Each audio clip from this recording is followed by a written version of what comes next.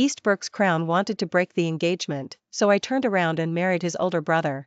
Eastbrook's crown, Julian, was my fiancé. Yet he never took me seriously and carried on shamelessly with his childhood sweetheart. I didn't let it bother me. After all, in our circle, UDU isn't exactly headline news. But then he marched that sweetheart up to my face and broke the engagement in the cockiest way possible.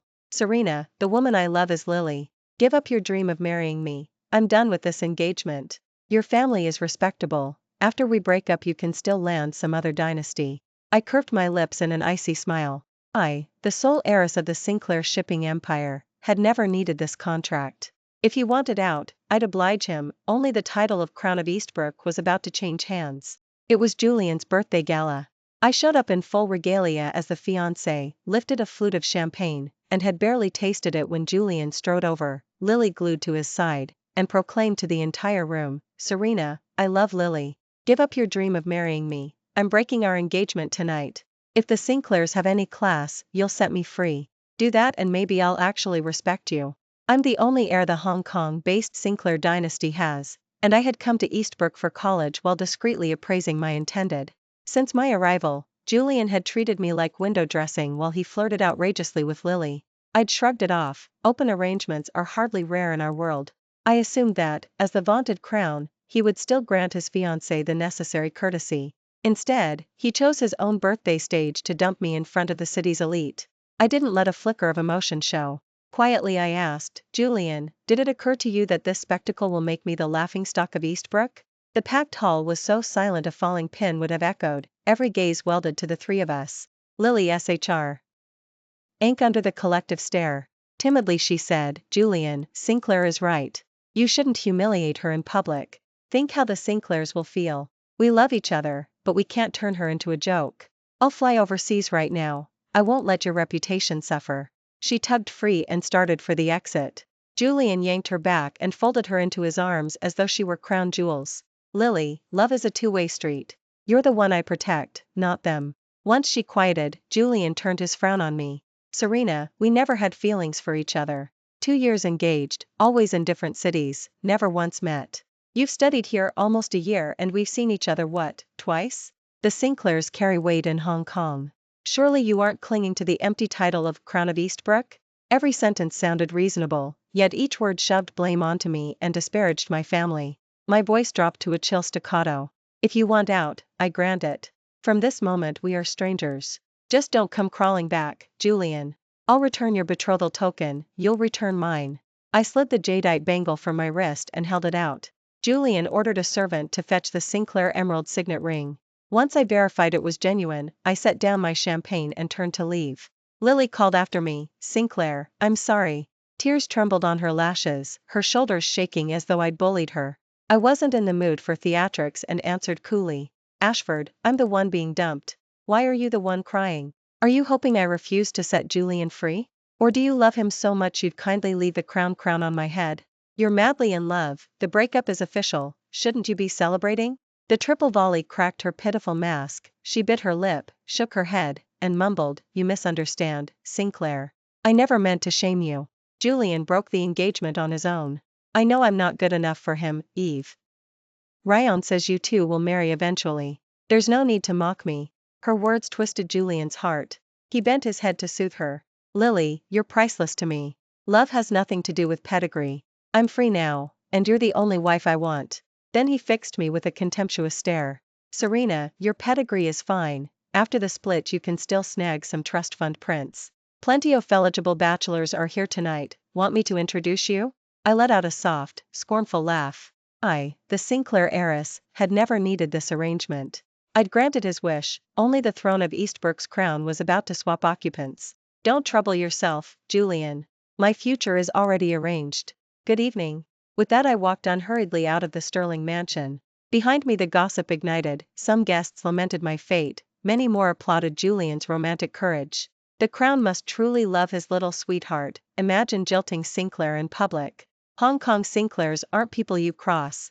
He braved heartbreak for love, that's gutsy. Pity for Serena, she was inches from becoming crown, then, bam, dumped on the spot. Who can predict love? In old money circles, true love rebels are rare birds indeed. I brushed off the chatter, slid into the black Maybach, and called Dad. He exploded. That brat humiliated you? I'll fire up the helicopter and be there before dawn. If his mother hadn't once saved your mom, I'd never have sanctioned this engagement. Without our backing, he'd never have been elevated to crown. Dad was spot on. Without the Sinclair alliance, Julian would still be that illegitimate kid. His mother had been Charles's kept mistress. The family took the baby and raised him while forbidding her contact, terrified he'd despise her if he learned the truth. 2 years ago she'd happened to save Mom from a runaway truck in Hong Kong. To thank her, my parents granted one wish. Discovering who we were, she asked for an engagement, ensuring her son's permanent invincibility. The Sterlings seized the PR gift, crowned him crown, and sold the fairy tale, never guessing Julian's heart already belonged to Lily. I soothed Dad and told him calmly, I'll handle this myself. Anyone who tries to turn me into a joke will regret it. Do whatever you want, sweetheart, Mom and I have your back. I ended the call with a smile, the outer corners of my eyes lifting as one name slid into my mind. Adrian. The son born to Charles and his first wife, Julian's half-brother. Gifted, ruthless, and already dazzling the business world without ever leaning on the Sterling name. Julian had turned me into a laughingstock in front of everyone. The only way to erase that humiliation was to hit him where it would hurt the most. I dialed Adrian myself. After 3 rings he picked up and greeted me first. Sinclair. Sterling, I'd like to meet. He didn't ask why. All right. I'll arrange it. The instant the line went dead, a text from him landed on my screen. So fast it felt premeditated. But I liked his efficiency. I told the driver to head for Bookery, a private Cantonese kitchen. Inside the dining room Adrian was already seated, impeccable in a charcoal suit woven with a dark pattern, refined, unruffled. I tucked away my appraisal. Sterling. Sinclair, please sit. I slid onto the chair right beside him. He hesitated a fraction, then said nothing, setting out my chopsticks and pouring my tea himself. I lowered my lashes, satisfied, and lifted the cup. Aren't you going to ask why I asked for this? Adrian smiled faintly. You'll tell me when you're ready. I gave a soft laugh. I want to marry you. The room went dead still. His deep black eyes pinned me, as though he could see straight through to my bones. The stare made me uneasy. Revenge on Julian? He asked calmly. Clearly he already knew what had happened at the gala. I couldn't read him, so I nodded, then shook my head. He looked down. All right. I agree. Startled, I decided I liked his style even more. The alliance cost him nothing and gained him everything. When the meal ended, I laid my hand in his broad palm, snapped a photo, and posted it on Instagram. Caption, my fiancé, Adrian, nice to meet you. My feed exploded, so did every group chat in Eastbrook. That night Julian's mother rang me nonstop. I didn't answer a single call. The next morning, after I woke, I sent her a polite reply. She asked to meet me at Blue. I didn't refuse. Some things have to be seen to be believed. The moment I stepped inside she clutched my hand. Serena, there must be some misunderstanding with Julian. Why break the engagement out of nowhere? He wronged you, and Auntie will set him straight, all right? Can't you call it off? For the sake of the time I saved your mother? I was grateful she had once rescued my mom, but that debt didn't entitle her to keep drawing on the Sinclair account. I tucked my hand free and said politely, Eleanor, Julian broke the engagement, not I. I'm only giving him what he wants. He loves his childhood sweetheart Lily, why don't you indulge him too? I'd rather die than let him have that, she snapped. I offered no comment. When she reached for me again I sidestepped smoothly. What would you like to drink? Annoyance flashed across her face, but she didn't dare push. A latte. Once the barista left she pressed on, you say Julian ended it, so why were you with Adrian that same night? And announcing it on Instagram? I smiled faintly. That's my private affair, Eleanor. Her complexion darkened, but I went on, voice soft, out of gratitude for saving my mother, I'll answer just this once. After Julian broke the engagement, he told me to find some eligible man and stay a dynastic princess. I thought it sensible, so I chose Adrian. She looked ready to breathe fire. Why Adrian of all people? I gave her a polite smile and said nothing, realizing she'd lost control. He softened. Serena, I didn't mean it. The match was my idea, not his. Let's treat last night as a lover's quarrel and move on, all right? Before I could answer, Julian appeared, towing Lily in a white dress. Godmother, what are you and Serena talking about? Without waiting for her reply he glared at me. You agreed to the breakup. Why drag my godmother into it? Our engagement was her doing, but ending it is between us, bringing her in won't change a thing. I swept him with an indifferent glance, then looked back at Eleanor. She avoided my eyes and tugged Julian into the seat beside her. There was no chair left, so Lily had to stand at the table. Eleanor scolded, Julian, I'm doing this for you. You can't break with Serena. You have to marry her. Lily can be packed off abroad, she's wrong for you. Julian shot to his feet, Lily's hand clasped tightly in his. Never. I love Lily, and only Lily. If you truly love me, let me have the woman I choose. Lily gazed at him in grateful adoration, then assumed an understanding air. Julian, listen to your godmother. Don't upset her, everything she does is for you. Besides, my status is too humble. If going abroad makes you happy, I'll go. He pulled her into his arms. I can't be happy without you. Then he shot me a look of disgust. Serena, so this is the Sinclair upbringing? I misjudged you. Are you that desperate to marry me? I'd rather die. Eleanor slapped him hard. Shut your mouth. Lily stepped between them. How could you hit him? I already said I'm not worthy. Why strike Julian? She stroked his cheek tenderly. I'm sorry, Julian. It's my fault you were slapped. Then she turned to me, tears trembling on her lashes. Sinclair, I promised not to come between you. Why make Julian look bad? Every word defended him, while painting her as the self-sacrificing angel. I had no patience for her act. Ashford, right back at you, we're broken up. He's no concern of mine, and you have oh right to lecture me. Lily quivered, tears spilling. Julian rounded on me. So this is your magnanimity? Our engagement has nothing to do with Lily. I said coolly, correct. It has nothing to do with you. So is there a problem with me finding someone else to be my fiancé after I broke the engagement? Julian's face darkened.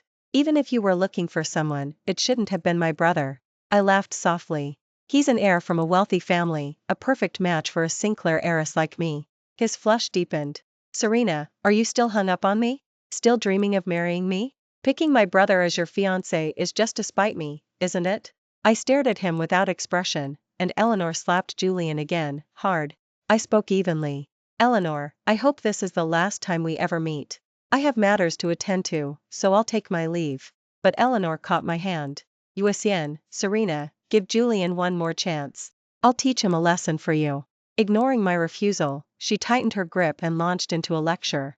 Julian, do you have any idea what your godmother went through to secure this engagement? How could you be so thoughtless? Do you understand that your status as Eastbrook's crown exists only because of Serena? She pleaded with him at length, but Julian refused to believe a word. He dodged her next slap and said coldly, Godmother, I respect you as an elder, but if you're going to force me on Serena's behalf, then I no longer want you as my godmother. Besides, I became the crown because grandfather decided it, not because of Serena. Our commotion had drawn a crowd. In the 2 years since Julian ascended to the title, he had loved the spotlight. Half the patrons at Blue recognized him. Whispers flew. Oh my God, front row seats to the Crown and Cinderella saga, tragic and beautiful. Didn't expect his ex-fiancée to be this gorgeous. Too bad her love was one-sided. Pretty doesn't help if the Crown doesn't love her. He came so close to becoming crown. I felt nothing. I turned an icy stare on Eleanor. Eleanor, can you let go now? Her eyes were red, but her grip remained. I frowned, irritation rising. Neither Julian nor his mother had any sense of decorum. Then Adrian's voice came from the doorway. Vance, kindly release my fiancé. Eleanor let go instinctively.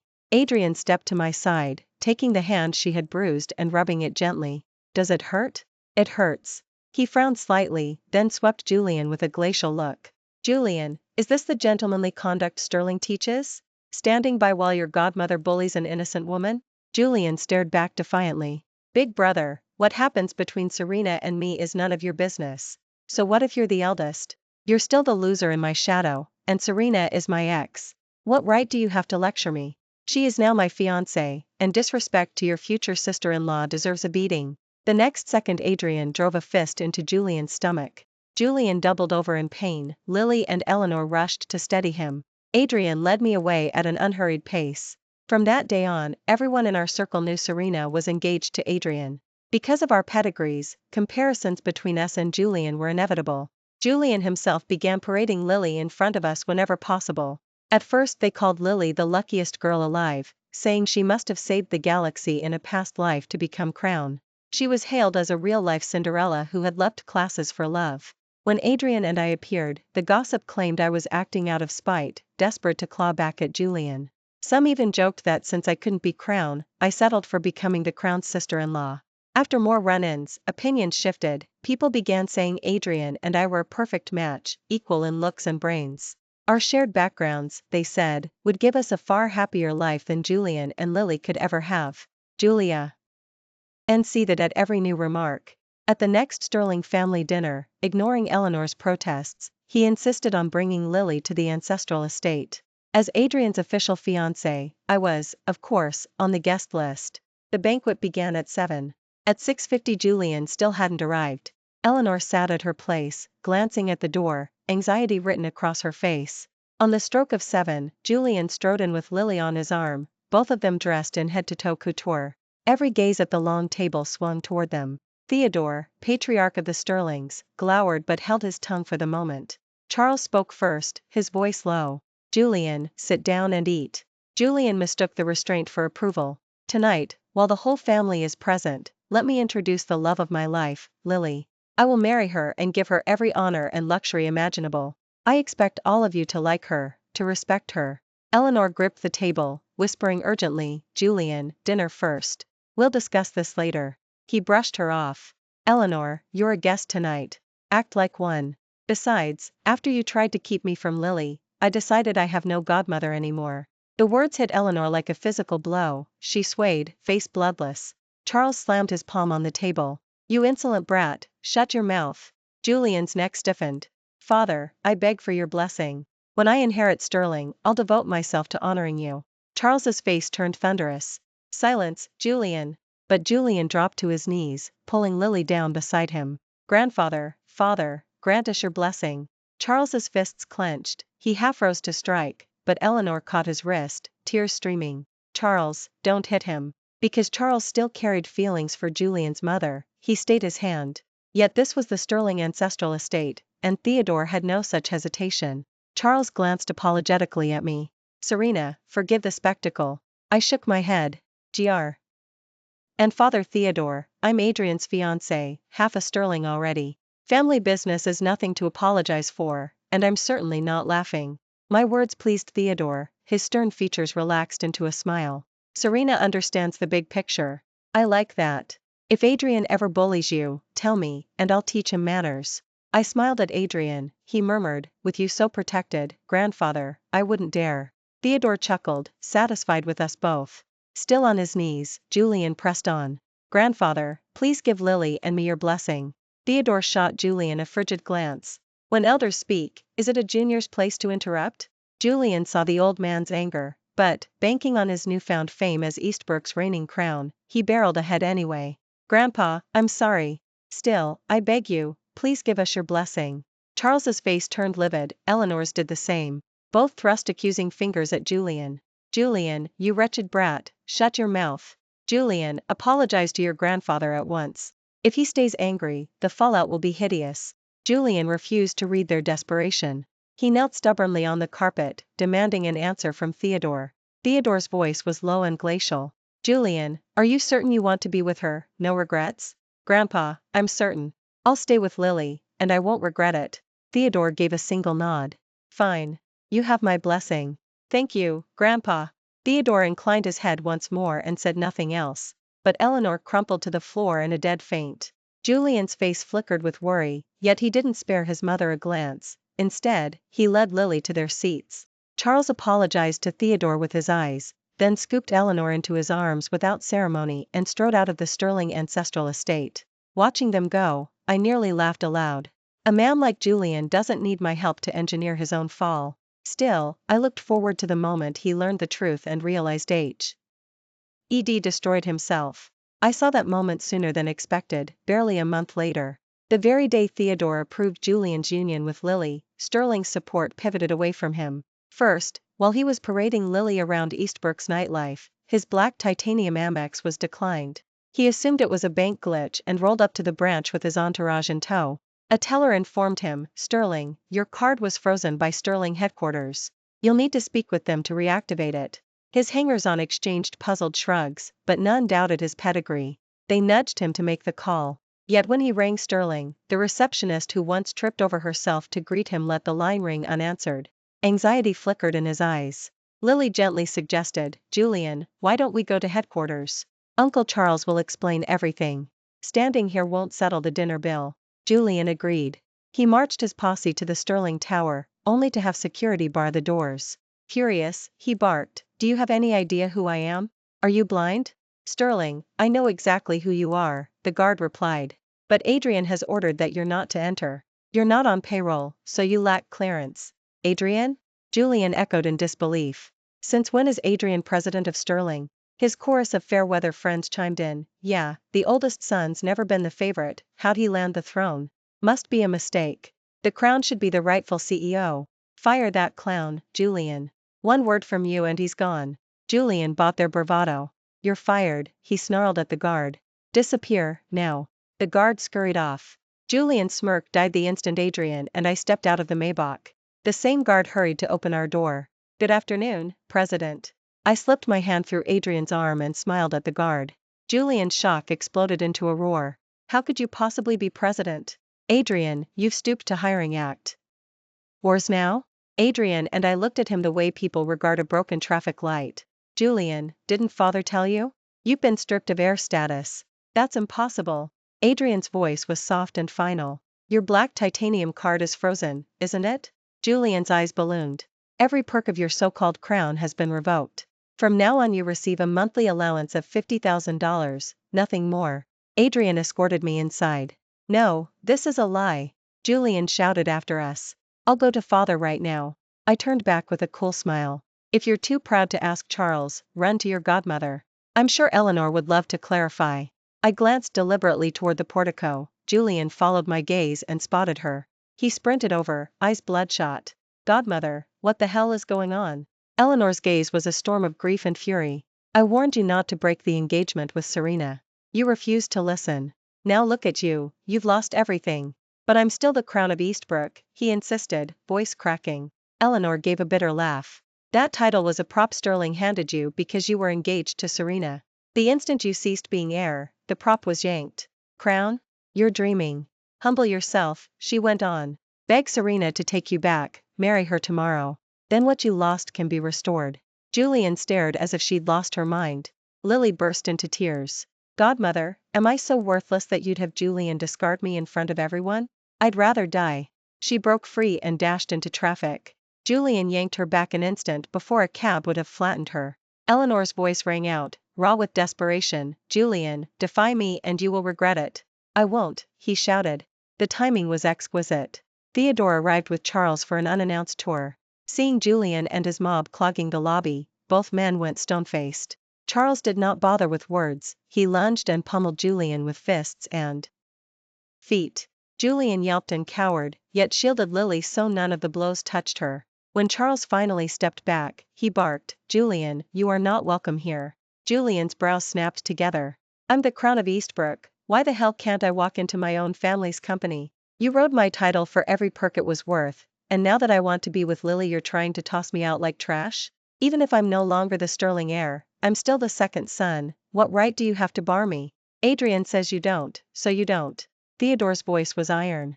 Julian shot back, "Grandfather, you're playing favorites." Theodore snorted.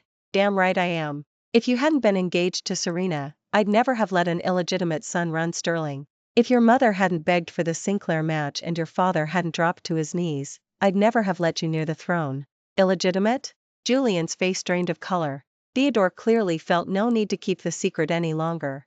"That's right, you're illegitimate." The old man's words were blades.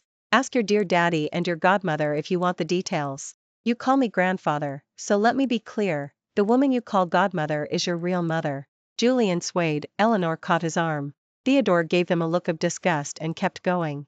"And you were never the crown of Eastbrook. You only got to play the part for 2 years because of Serena. That crown was glued on by your parents, but fake is fake, it was always going to slip."